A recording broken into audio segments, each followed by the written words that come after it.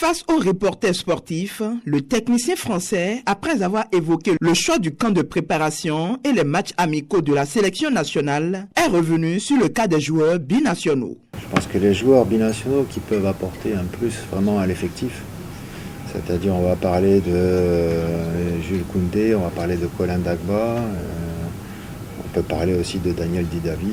Voilà, ces joueurs-là qui seraient susceptibles, sont des joueurs de haut niveau, ne sont pas prêts, pour des raisons diverses, pour le moment, à rejoindre l'équipe nationale. Ce sont des joueurs qui sont impliqués dans un projet avec l'équipe de France. Donc, ils ont envie, pour l'instant, de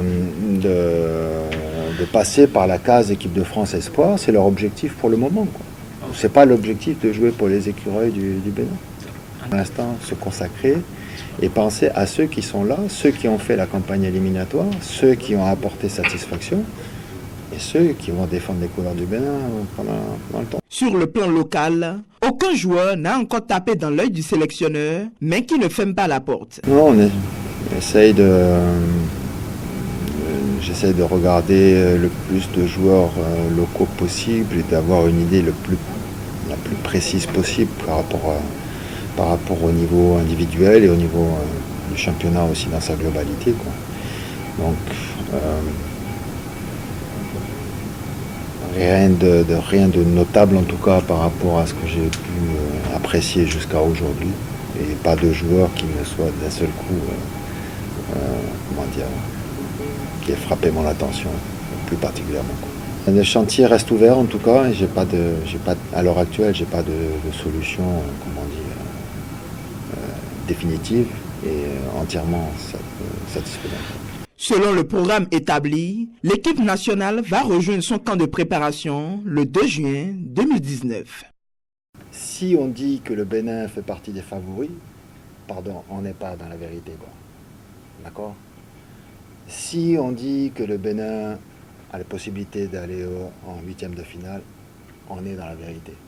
Si on dit que le Bénin est capable de hausser son niveau de jeu et d'inquiéter des équipes, le champion d'Afrique en titre, je rappelle, au passage, parce que j'entends dire « Ah, le Cameroun, c'est plus ce que c'était, c'est le dernier champion d'Afrique. » Le Ghana, c'est une équipe qui est très performante en compétition, quoi. C'est-à-dire ils sont d'une régularité rare. Si vous prenez les 6 dernières Coupes d'Afrique, ils ont toujours été au minimum en demi-finale.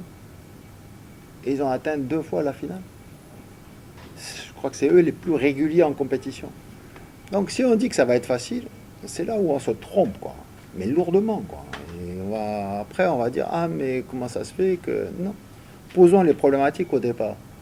Je l'ai dit, nous, on est là pour essayer d'embêter ces équipes-là et essayer de prendre des points. Parce que notre objectif, c'est d'abord de gagner un match, ensuite de se qualifier pour les huitièmes de finale. Il ne faut pas mettre la barre ici, quoi. Parce que si on met la barre ici, on ne va pas y arriver, on va dire « Ah, il faut tout jeter en l'air ». Non, non, mettons la barre là où on doit la voir, quoi. Et après, on se dit, après, on fait le bilan sur un objectif qui soit, on va dire, raisonnable.